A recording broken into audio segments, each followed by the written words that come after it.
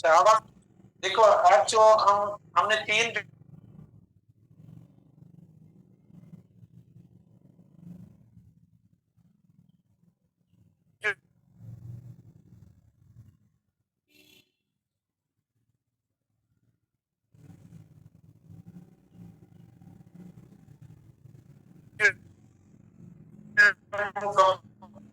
Complex का नाम क्या है?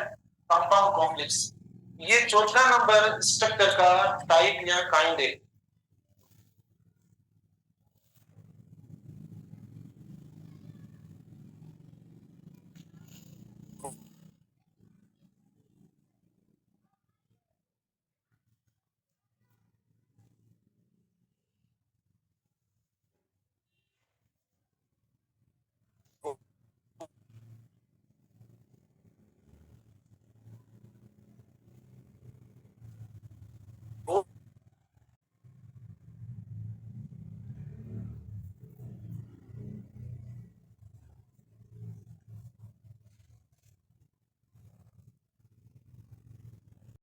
हम कैसे बनाते हैं?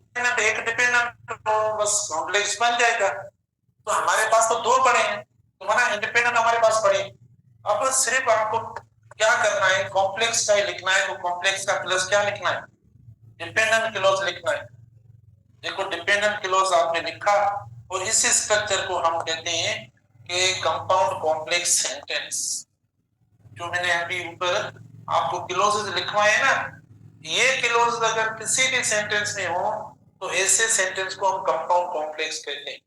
दो इंडिपेंडेंट और एक डिपेंडेंट। इसके अलावा अगर सेंटेंस एक्सटेंड होता है, कोई और क्लॉज आता है और माना अगर डिपेंडेंट बढ़ जाता है इंडिपेंडेंट सिंपल कोई ऐसी स्ट्रक्चर, तो भी होगा वो कंपाउंड कॉम्प्लेक्स। ठीक है ना? लेकिन ये स्ट्रक्चर मस्ट होनी चाहिए। उसके बाद स्टूडेंट्स को पता नहीं है कि डिपेंडेंट पता नहीं कैसे बनता है। माना इसका डिपेंडेंट नाम देखो ना, ये जो क्लॉज है इसमें सिर्फ आप सब्जेक्ट प्लस वर्ब लगाते हो। इसमें भी ये इंडिपेंडेंट है, इंडिपेंडेंट सब्जेक्ट और वर्ब है जो किसी भी कंजंक्शन से मुतासिर या जो है वो इफेक्ट नहीं होता। ठीक है, वो इंडिपेंडेंट रहता है, किसी के ऊपर डिपेंड या रिलाई नहीं करता। तो ये वाला जो डिपेंडेंट कहलाता है, ये डिपेंडेंट कहलाता है। मैंने आपको इसके कीवर्ड्स लिखवाए हैं जब आपने कॉम्प्लेक्स पढ़ा था। सबऑर्डिनेटिंग कंजंक्शंस की वजह से, देखो सबऑर्डिनेटिंग कंजंक्शंस की वजह से ये जो है ना वो डिपेंडेंट क्लॉज होता है।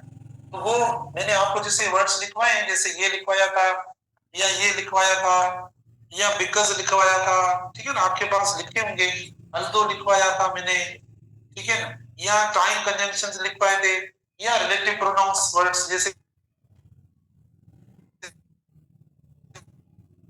रेट लिखा था, पता नहीं काफी हमने वर्ड्स लिखे थे। ठीक है ना, तो अगर ऐसे वर्ड्स जिस भी क्लॉज के साथ लगेंगे वो क्लॉज आपका डिपेंडेंट होगा। एक बार फिर सुने आप कि कंपाउंड कॉम्प्लेक्स मुझे भी पता नहीं था। मैंने इनको किस तरीके से आसानी से सीखा। मैंने सीखा नाम क्या है, कि नाम कंपाउंड और कॉम्प्लेक्स है। तो फिर मैंने कहा कंपाउंड में क्या आता है? कंपाउंड में आता है दो इंडिपेंडेंट क्लॉजेस। तो मैंने दो इंडिपेंडेंट लगा ली। कॉम्प्लेक्स कैसे बनता है कि एक उसको इंडिपेंडेंट चाहिए, एक उसको डिपेंडेंट चाहिए। एक इंडिपेंडेंट हमारे पास इधर दो पड़े हैं, एक से दो। ठीक है ना, और डिपेंडेंट खाली लगाएंगे तो ये वाली स्ट्रक्चर आगे देखो कॉम्प्लेक्स बन गई। और एक और इंडिपेंडेंट लगा दिया तो वो कंपाउंड बन गया। और इससे मैंने तो इससे सीखा, मुझे पता नहीं पड़ रहा था इस क्लास से पहले। लेकिन इससे सीढ़ी पे आते आते मैंने सोचा अब क्या करूंगा जाके, तो मैंने बना लिया। आप इस तरीके से मना इसको कोई इतना मना बर्डन ना समझे कि मुश्किल है पता नहीं क्या करें। इससे ये बहुत सिंपल है। अच्छा, दूसरी बात पता है क्या है? दूसरी बात ये कि आपको लग रहा होगा कि जैसे मैंने इसका ऑर्डर या तरतीब नहीं है, आपकी मर्जी है। आप डिपेंडेंट क्लॉज पहले रख लें, उसके बाद दोनों इंडिपेंडेंट लास्ट में आ सकते हैं। या कोई इंडिपेंडेंट एक पहले आ सकता है, डिपेंडेंट बीच में आ सकता है, फिर इंडिपेंडेंट आ सकता है। माना कोई ऑर्डर इसका नहीं है, माना कोई पाबंदी नहीं है। जैसे मीनिंगफुल हो, ठीक है, जैसे मीनिंग इसकी आ रही हो आप उस हिसाब से बनाएं। ऐसा कुछ भी नहीं है कि पहले इस्तेमाल करें बाद में करें, ये या मैंने जो लिखा है ये नहीं, आपकी मर्जी जैसे बनाए, लेकिन एक चीज मस्त है, वो कौन सी, कि ये दोनों होने चाहिए और ये होना चाहिए, बस ये जरूरी है। इसके अलावा आप जुमला जैसे भी बनाए, तो कोई मुझे अभी बना के मना सुनाएगा सेंटेंस के सर लिखो, हम लिखवाते हैं आपको कंपाउंड कॉम्प्लेक्स का सेंटेंस, कोई मतलब बताएगा कंपाउंड कॉम्प्लेक्स का सेंटेंस? चलो एक मैं बनाता हूँ, दूसरा बनाएंगे। देखो ये बनाते हैं हम, ठीक है ना। If she does well, she will she will be selected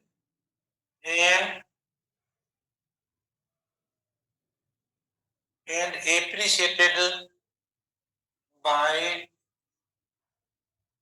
everyone in the village, in the society.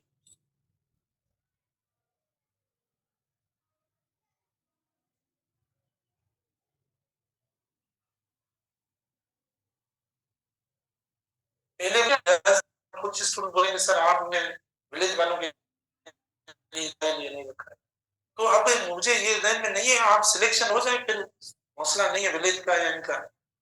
अच्छा, if she does well she will be selected and appreciated. आप देखो कलर चेंज करके हम इनको डिटेक्ट करते हैं, फाइंड करते हैं कि कौन कौन से क्लॉज हमने लगाए।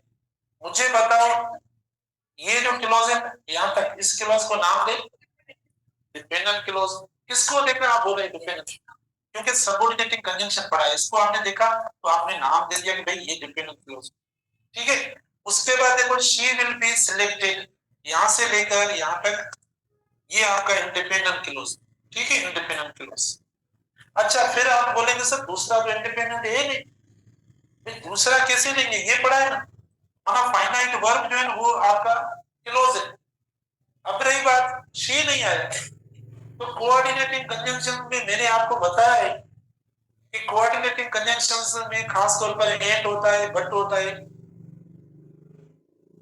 हमें देखना है अगर सब्जेक्ट सेम है ना, तो जरूरी नहीं हम सब्जेक्ट को सेम को वापस, किसकी बात हो रही है इधर, शी की बात हो रही है, तो इधर भी शी वापस आ रहा है, भले आप देखें और मैं ड्रॉप कर दिया ना, कॉमन थी क्योंकि सेम है, और ये सेंटेंस हमारा बन गया कंपाउंड कॉम्प्लेक्स। देखो ये भी आपका इंडिपेंडेंट क्लोज हो गया, फाइनाइट वर्ब पढ़ा है उसको भी आप इंडिपेंडेंट क्लोज बोल सकते, ये हो गया।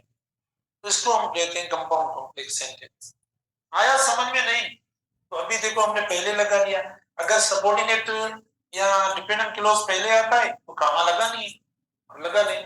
फिर देखो एंड भी लगा सकते हैं, कंजंक्टिव एडवर्ब भी लगा सकते हैं, सेमीकोलन भी लगा सकते हैं। सुनो ये पता है आपको कंपाउंड कैसे बनाया था, रिकॉल करो या कॉपी में लिखा हुआ है कि हमने कंपाउंड कैसे बनाया, तीन चीजों से कंपाउंड बनाया था, ठीक है ना।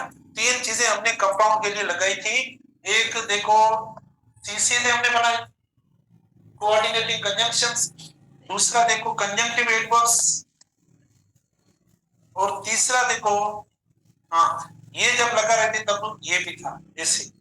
तो आपके पास कंपाउंड को लिखने के ये तरीके, लेकिन आप बोलेंगे सर इधर तो देखो यानी ये कंजंक्शन भी आया तो इधर हम कामा लगाते हैं, इधर तो कुछ नहीं, कामा लगती है जब सब्जेक्ट, कोई भी सब्जेक्ट होगा तब हम लगाएंगे, इधर सब्जेक्ट है नहीं तो हमने कामा नहीं लगाई, हमने ड्रॉप कर दी। तो ये देखो आपका कंपाउंड कॉम्प्लेक्स हो गया। एक और तो अब आप लिखवाओ, सादा कौन लिखवाएगा, शुरू में करता हूँ देखो अल्दो, अब अल्दो भी बनवाओ, although she is unhappy,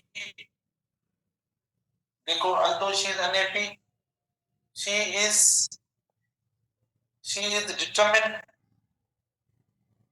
she is determined, although she is unhappy she is determined to accomplish her goal, however मैंने थोड़ा चेंज कर दिया, however it seems it seems bit less possible for her, मैं आपकी मर्जी, इतना दिन मेरे अंदर ही फुल स्टॉप, ठीक है। although she is unhappy, she is determined to accomplish her goal, however it seems bit less possible। मैंने बता दिए, मना दिए सेंटेंसेस, पता कुछ नहीं पड़ रहा, इसी मैं कंफ्यूज इसीलिए नहीं हूँ क्योंकि आप बेटे हैं, जाहिर मुझे पता है कि एरर जो भी करता हूँ ना आप बता देते हो, ठीक है ना। वो अलग बात है कि पूरा जुमला पूछता हूँ वो नहीं बताते, लेकिन एरर जो है ना आप डिटेक्ट करके बताते हो कि इधर जो एरर है।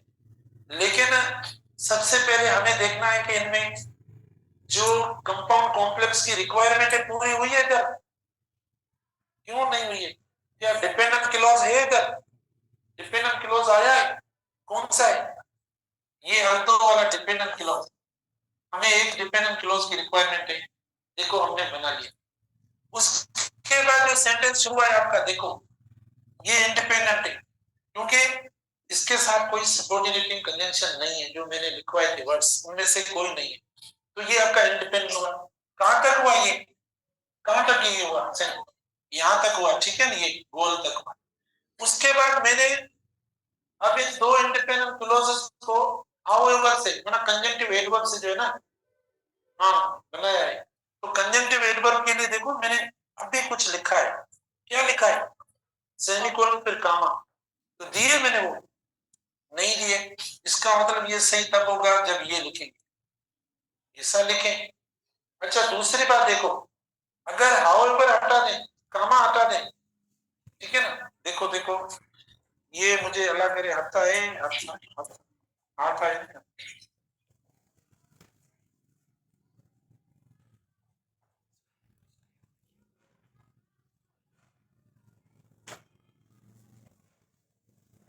क्या ये कंपाउंड कॉम्प्लेक्स है या नहीं? देखो, she is determined to accomplish her goal, semicolon, it seems it is less possible। तो ये सही है गलत है? ये भी सही है क्योंकि कंपाउंड हम इसके साथ भी लगाते हैं। फिर देखना, इसकी प्रैक्टिस इसीलिए कर रहा हूँ मुझे याद हो, समझाने आपको समझाने के लिए थोड़ी कर रहे हैं।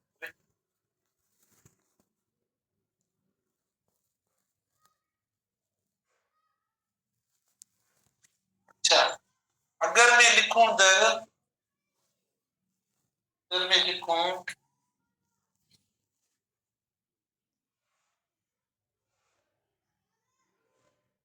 अब ये सही है गलत है? सही है देखो, ठीक है, but it seems bit less possible. तो देखो ये भी कंट्रास्ट शो कर रहा है, हाउएवर भी कंट्रास्ट शो कर रहा था, और हम सेमीकोलन को लगाते हैं तो कंपाउंड को, जैसे हम कंपाउंड की स्ट्रक्चर हमने बनाई थी वैसे आप इधर भी बनाए, यानी कंपाउंड कॉम्प्लेक्स के अंदर। तो देखो आपका ये बन गया, ठीक है ना। ये डिपेंडेंट हुआ, although she is unhappy, she is determined to accomplish her goal, but it seems bit less possible for her। ऐसा करके आप कर सकते हैं, तो ये हो गया। अब बताएं आप कोई, अनलेस पढ़ा है, बिकॉज पढ़ा है, व्हेन पढ़ा है, टाइम कंजंक्शंस वगैरह, एज सून एज, पता नहीं क्या पढ़ा है, बहुत सारे पढ़े। ठीक है सर,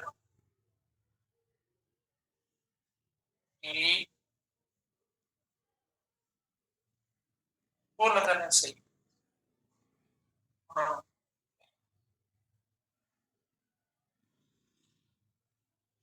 टायर्ड या hungry, she was,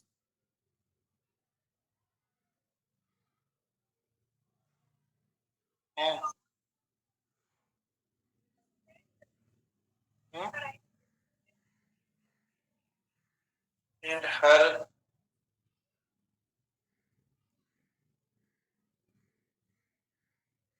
and her friends,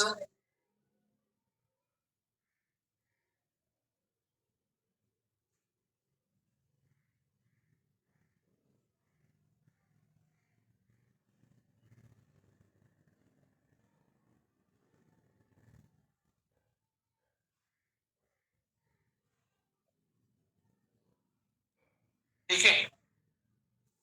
तो देखो ये हो गया, she ordered for food because she was tired, and her food नहीं, and her friends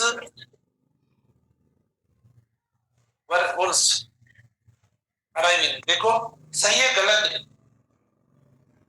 हाँ अच्छा मुझे ये बताओ, इसमें माना इंडिपेंडेंट क्लोजेस पहले जो है ना फाइंड आउट करवाओ। देखो ये इंडिपेंडेंट क्लोज हुआ पहले, इंडिपेंडेंट क्लोज देखो एक ये होगा, ठीक है। उसके बाद बिकॉज ये डिपेंडेंट क्लोज हो गया, and our friends were also arriving, ठीक है ना, और ये भी आपका इंडिपेंडेंट क्लोज। तो ये आपका कंपाउंड कॉम्प्लेक्स हो गया।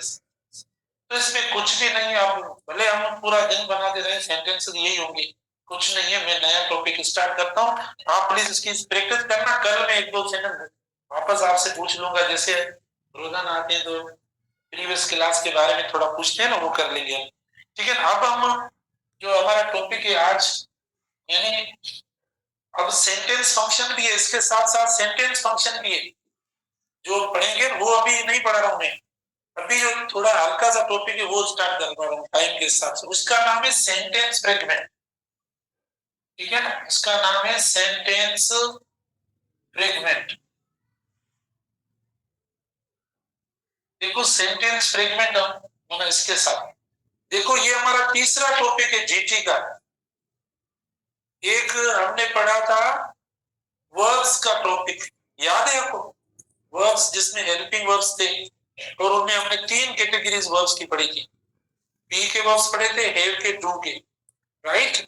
उसके बाद हमने सेकंड सेंटेंस स्ट्रक्चर, और अब नंबर 3 सेंटेंस फ्रेगमेंट, इसके बाद सेंटेंस का फंक्शन, ये सब पढ़ेंगे।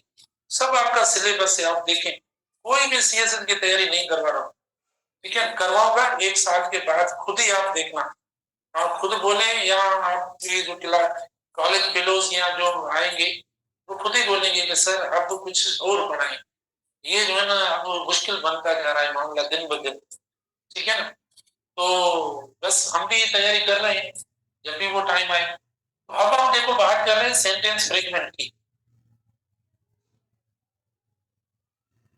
ठीक है बेटा।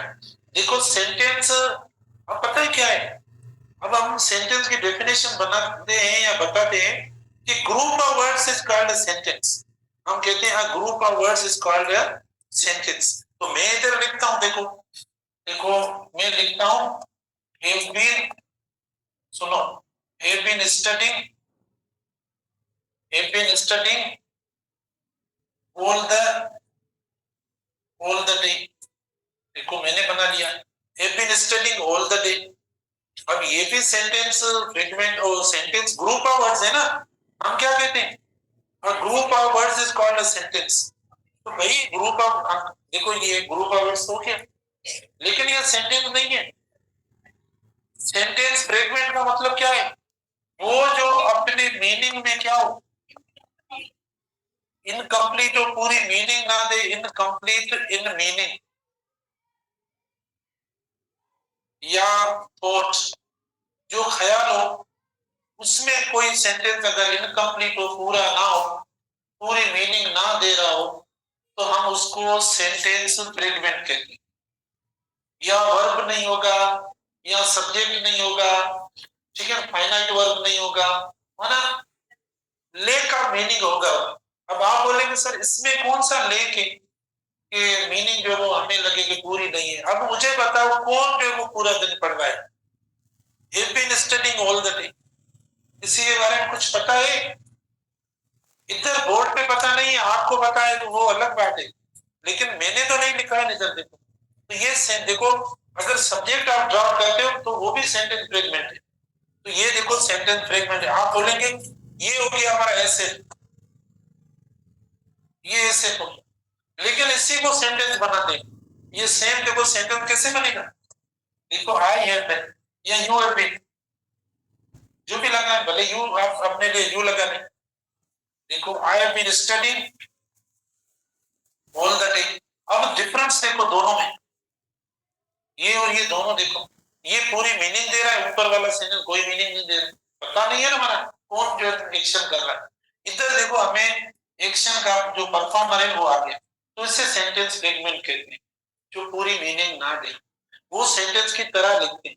फुल स्टॉप वगैरह सब जैसे सेंटेंस में होता है, सिमिलरली इसी तरीके से, जैसे मिसाल के तौर पर देखो, ऑन द टेबल, इधर देखो, ऑन द टेबल, अब ये सेंटेंस फ्रेगमेंट है, ऑन द टेबल, क्योंकि पता नहीं है क्या, मतलब हमें कुछ पता नहीं है कि टेबल पे क्या, लंच पड़ा है टेबल पे, या जो है वो मतलब फास्ट फूड पड़ा है, या बिरयानी पड़ी है, मना हमें कुछ पता नहीं है कि टेबल पे क्या है, हमें मोट क्या बात है मिसाल में जाने हो छो मना हमारे ये बताया पे। अच्छा, तो कुछ पता नहीं है ना, इनका भी पता नहीं है, कंफर्म नहीं है, मना आपको दिल में ना हो, मैंने ये तीनों चीजें बताई ना, इनका भी पता नहीं है, लेकिन मेरे कहने का मकसद मुझे ये जरूर पता है कि ये सेंटेंस फ्रेगमेंट है, क्योंकि पता नहीं है, तो इसीलिए। लेकिन अब अगर हम लगाना चाहते हैं, देखो इधर हम लगाना चाहते हैं तो अब लिख लो भले, अब book is on the table, देखो ये सेंटेंस है, इसको आप सेंट फर्क देखो, ठीक है ना, आप प्लीज डिफरेंट देखो इसमें और इसमें दोनों, ये आपको मिलेगा। अच्छा इधर देखो, इधर देखो, अल्दो, देखो although, although she is excited. अच्छा कब है मना ये प्रोग्राम कब है, 12 पे, अच्छा पहले 9 पे था ना, अभी हमने तो वेन्यू का तो थोड़ा किया है मना, हाँ न्यू हमारा जो कॉलेज है उधर न्यू बिल्डिंग, ठीक है, उसके बारे में हमने बात की है, और भी आपसे बातें करनी है हमें प्रोग्राम के हवाले से, अगर आप फाइनल करते हो तो जो ऑर्गेनाइजर्स होंगे वो मतलब बातें करेंगे उनसे, जो है ना ये जाकर हम फाइनल करेंगे, लेकिन हॉल में नहीं रखते, कॉलेज आपने देखा है वो,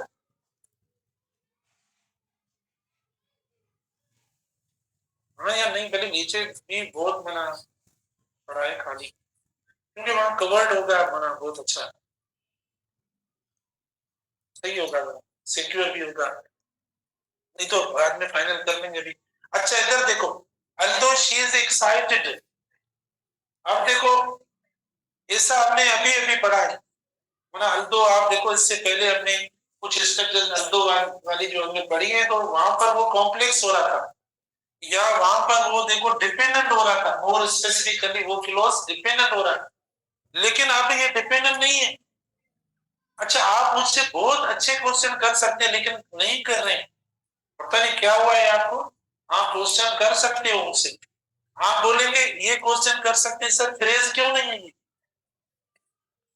या तो आपका पढ़ा हुआ है, किसी ने पहले पढ़ाया है आपको, ठीक है, मुझे ऐसा लगता है, शक होता है कि किसी ने आपको पढ़ाया है ये, इसीलिए आप सवाल नहीं कर रहे हैं, या तो आपको बिल्कुल समझ में नहीं आ रहा, दो होते हैं माना सबक सवाल ना करने, या तो पहले पता होता है, या तो बिल्कुल पता नहीं, ठीक है ना, कुछ कुछ पता होता है इंसान क्वेश्चन तब करता है, वरना जब पूरा कंफर्म ना हो।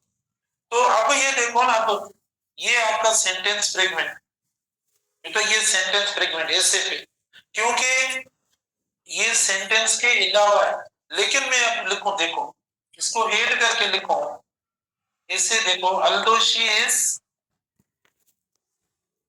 is excited, she will, देखो she will lose a chance, right, देखो अगर ऐसा हम लिखें, अब दोनों में डिफरेंस, हालांकि सेम क्लॉज जो ऊपर पढ़ा है ना, जिसको हमने सेंटेंस फ्रेगमेंट कहा है, तो सेंटेंस फ्रेगमेंट का देखो सेम सेम क्लॉज नीचे भी लिखा है, कोई जरा भी फर्क नहीं किया, लेकिन मैं आपको अगर इसको अंडरलाइन करूं, देखो मैं पूछूं आपसे कि the underline part of the sentence is, अब ये डिपेंडेंट क्लॉज है, अब ये आपका सबऑर्डिनेट क्लॉज है, क्योंकि अब ये एक सेंटेंस के साथ यूज हुआ है, सेंटेंस के साथ इस्तेमाल हुआ है, तो आप इसको डिपेंडेंट क्लॉज बोलेंगे, क्या डिपेंडेंट क्लॉज बोलेंगे। सिमिलरली देखो ये ऑन द टेबल है ना, देखो देखो book is on the table, इधर देखो मैं आपसे पूछूं इधर, on the table, the underlying part of the sentence is option A clause, option B dependent clause, option C noun clause, option D none of them. हाँ ये phrase है, मैंने ऑप्शन ही नहीं दिया आपको, ठीक है ना। ये देखो फ्रेज, लेकिन इधर क्या है, फ्रेगमेंट। तो ये जो अल्फाज जो मीनिंग नहीं देते, वो अगर सेंटेंस का हिस्सा बन जाए तो हो सकता है वो क्लॉज हो या फ्रेज। अगर सेंटेंस का हिस्सा ना हो, अकेले आ रहे हो इंडिविजुअली, तो वो सेंटेंस फ्रेगमेंट होते हैं, ठीक है। Thank you.